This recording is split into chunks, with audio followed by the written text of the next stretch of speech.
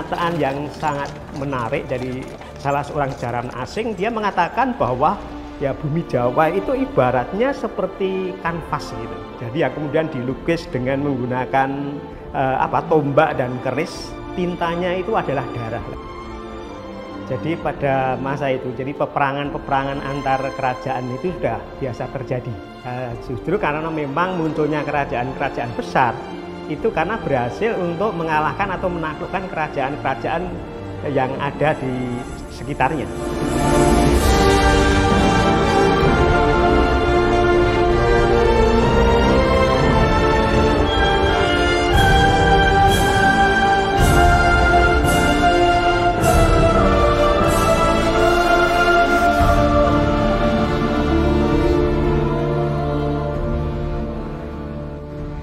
Jadi salah satu pelukis dalam hal ini adalah Raja Airlangga. Kenapa seperti itu? Sebetulnya karena Airlangga ini kan melanjutkan dari tahta dari mertuanya, yaitu Dharmawangsa Teguh. Ketika Dharmawangsa Teguh berkuasa, itu dia memang banyak sekali melakukan daerah, jadi menjadi suatu kerajaan yang besar. Nah, dari situlah maka kemudian Airlangga itu berusaha untuk mengembalikan kekuasaan dari kerajaan-kerajaan kecil yang dulu pernah ditaklukkan atau pernah berada di bawah kekuasaan dari Dharmawangsa Teguh. Nah, ketika Airlangga itu awal berkuasa, itu ketika itu sudah banyak daerah-daerah itu yang melepaskan diri. Ketika itu kalau tidak salah itu hanya menguasai daerah yang ada di sekitar Sidoarjo dan Pasuruan itu saja. Maka dari situ dia berusaha untuk mengembalikan kebesaran dari kerajaan dari Teguh Dharmawangsa itu. Awalnya para sejarawan tidak pernah menduga bahwa Airlangga itu dalam pemerintahannya banyak peperangan. Taunya belakangan pada saat ditemukannya prasasti Pucangan. Karena dalam teks yang berhasil dibaca, ternyata mulai dari tahun 941 Saka, Airlangga memerintah di Jawa Dwipa. Kemudian pada tahun-tahun selanjutnya tidak diceritakan dengan baik, tapi mulai tahun 951 Saka, era Saka, dia mengalami peperangan beruntun.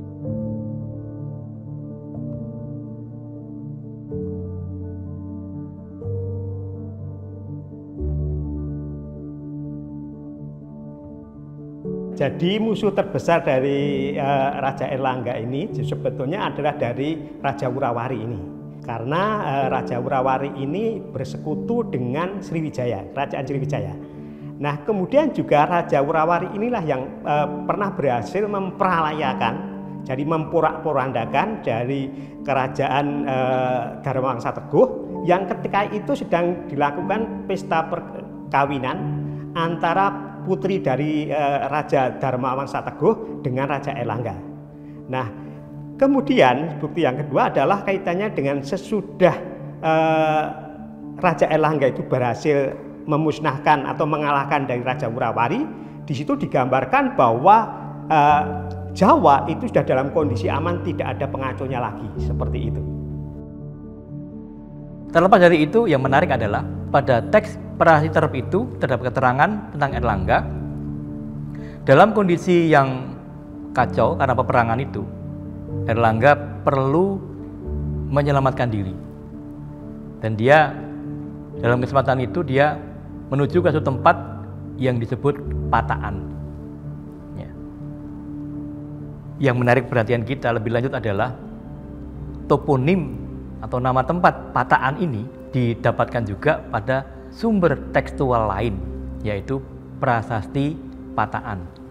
Belakangan menjadi semakin menarik ketika di Lamongan didapatkan reruntuhan bangunan dari masa Jawa kuno yang berada di tempat yang bernama Patakan.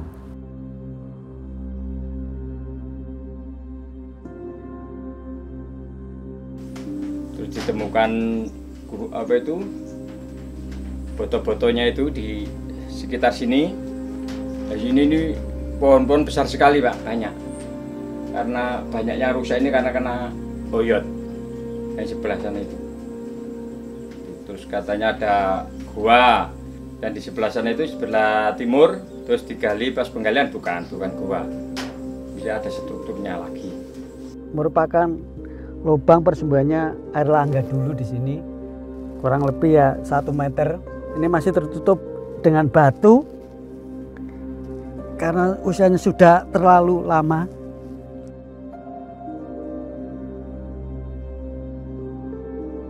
Hal yang menarik terkait dengan toponim Pataan, Terep, kemudian Wotanmas, ini sebenarnya masih membutuhkan kajian lebih mendalam. Namun kita bisa mencoba untuk membuat bayangan lah.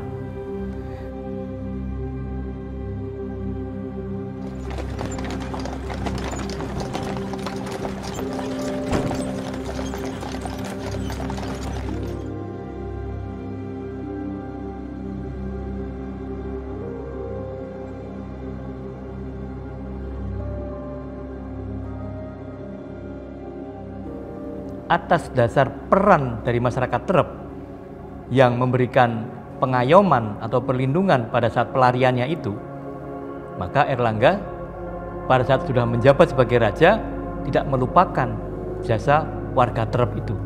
Lahirlah sebuah prasasti penetapan sima untuk desa Terep. Demikian juga lahir sebuah prasasti untuk desa Patakan. Karena di desa itu pula lah, di Wanua itu pula lah Airlangga mendapatkan perlakuan istimewa.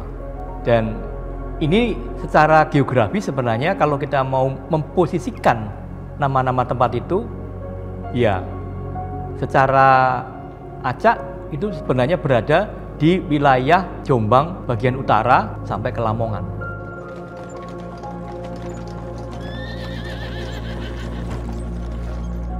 Jadi sebetulnya kaitannya dengan pelarian Airlangga dari Wotanmas ke Patakan ini sebetulnya masih terjadi kontroversial. Jadi memang lebih banyak didasarkan pada bukti-bukti yang sifatnya adalah tekstual. Jadi bukti berupa prasasti. Nah di sini masih ada perbedaan pendapat. Nah, memang di kalangan orang-orang arkeologi mungkin masih mendebat, belum yakin bahwa antara sumber-sumber yang ada di prasasti Patakan yang mengatakan bahwa raja itu melarikan di sana itu sebetulnya masih kontroversi. Jadi kalau orang sebetulnya memang harus ada sinkronisasi, harus disandingkan antara bukti-bukti yang ada di prasasti dengan ada bukti-bukti yang sifatnya adalah berupa situs itu tadi. Nah selama ini belum ke arah itu, mengingat bahwa Patakan sendiri kan masih dalam taraf ekskavasi sebetulnya seperti itu. Ada hal yang perlu saya sampaikan terkait dengan toponim Pataan dan Patakan.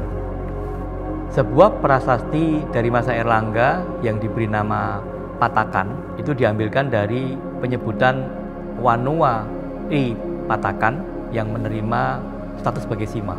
Dalam notulen Dinas Purbakala Hindia Belanda pada tahun 1909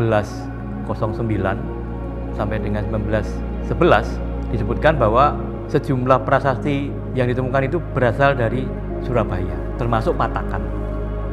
Permasalahannya adalah apakah Surabaya yang dimaksud dalam notulen itu hanya Surabaya yang sekarang ini atau berbeda? Ternyata pada masa lalu, pada masa awal abad 20 itu menyebutkan Surabaya itu sebenarnya adalah cakupan lebih luas lagi, masuk dalam konteks karesidenan Surabaya. Termasuk di sana adalah sebenarnya Lamongan. Jadi Lamongan itu sebenarnya pada masa awal abad 20 itu masuk wilayah Surabaya. Apakah ini yang kemudian menjadi salah satu kunci untuk mengembalikan atau memperjelas bahwa prasasti Patakan itu sebenarnya bisa berasal dari Lamongan yang sekarang masih ada tempat bernama Pataan. Jadi sebetulnya kalau kita lihat, kenapa kok kemudian ada dugaan bahwa Raja Airlangga itu kemudian melarikan diri ke Patakan. Nah, sebenarnya ada beberapa argumentasi. Yang pertama kalau kita lihat dari lokasinya, tempatnya itu sebetulnya kan situs Patakan itu sebenarnya kan letaknya di atas perbukitan kendeng gitu ya.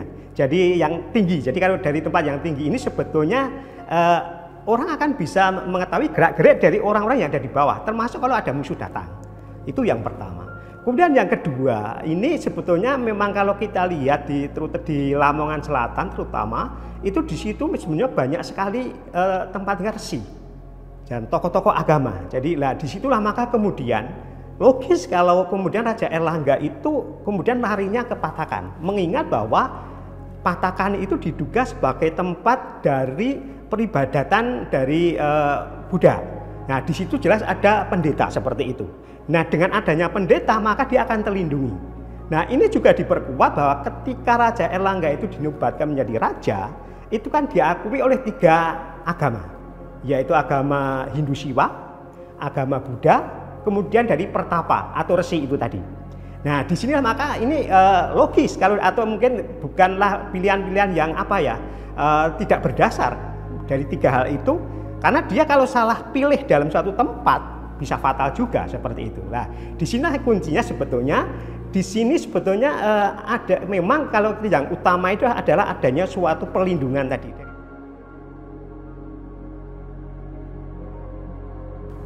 Hal yang menjadi pemicu mengapa Pataan di Lamongan itu mencuat karena beberapa tahun yang lalu masyarakat di Lamongan, terutama para anggota komunitas pecinta sejarah, itu mencurigai adanya bukit-bukit kecil atau gundukan-gundukan di hutan jati Pataan. Kemudian atas dasar pengamatan itu, di antara mereka ada seorang yang menjadi inisiator melaporkan kepada BPJB. Dilakukanlah upaya untuk mengetahui apa yang sebenarnya ada di balik gundukan-gundukan di wilayah Pataan itu. BPJB akhirnya sampai dengan tahun 2020 kemarin melakukan setidaknya 3 kali ekskavasi besar di Pataan dan berhasil mengungkap bahwa pada gundukan itu yang sudah ditumbuhi oleh pohon-pohon besar, ternyata terdapat 2 struktur bangunan dari bahan batu putih dan ternyata juga memiliki pagar keliling disertai dengan gapura. Ada tambahan lagi yang menarik, pada bagian sudut barat laut terdapat mata air, bahkan ada 2 mata air, satunya dekat sekali dengan struktur bangunan itu, satunya agak jauh. Tapi yang menarik, kedua mata air itu yang berada pada posisi tempat yang relatif tinggi, musim kering sekalipun tidak habis airnya. Dan ini tentu saja ada hubungannya dengan keberadaan bangunan suci itu. Artinya apa? Ketika kita secara arkeologis mendapatkan data di lapangan berupa struktur bangunan dengan tembok keliling itu, dikaitkan dengan adanya mata air, maka tentu saja ini adalah suatu upaya untuk melestarikan sumber daya air di situ dengan menempatkan bangunan suci yang berdekatan di sana. Pada umumnya, masyarakat akan selalu merasa lebih hormat dan tidak akan berani melakukan hal-hal yang di luar batas ketika berhadapan dengan bangunan suci. Nah, ini menurut saya adalah bagian dari local genius atau kemampuan budaya khas dari masyarakat Pataan sendiri ketika itu, bagaimana mereka melakukan upaya untuk pelestarian sumber daya air itu.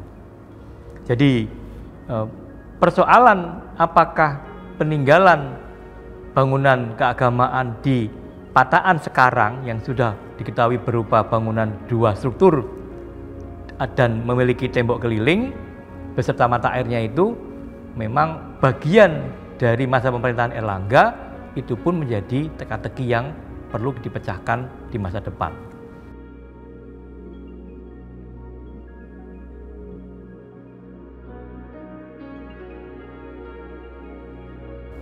Ada sejumlah tantangan yang harus kita hadapi terkait dengan peninggalan arkeologis yang ada di Pataan untuk bisa mendapatkan jawaban bahwa tempat itu bisa dikaitkan dengan tokoh Airlangga. Langkah-langkah yang bisa kita lakukan antara lain adalah, pertama, harus menambah kotak-kotak ekskavasi di sekitar wilayah Pataan itu, terutama pada bagian dalam dinding keliling itu, untuk mendapatkan data yang bisa memandu kita melakukan pertanggalan atau dating pada bangunannya. Bisa berupa ornamen, karena ini bisa membantu kita untuk melakukan pertanggalan melalui sejarah seni. Syukur bisa mendapatkan arca, itu juga sangat membantu kita. Nah, yang berikutnya juga perlu mengkaji cakupan lebih luas, yaitu di wilayah pemukiman yang kita duga itu.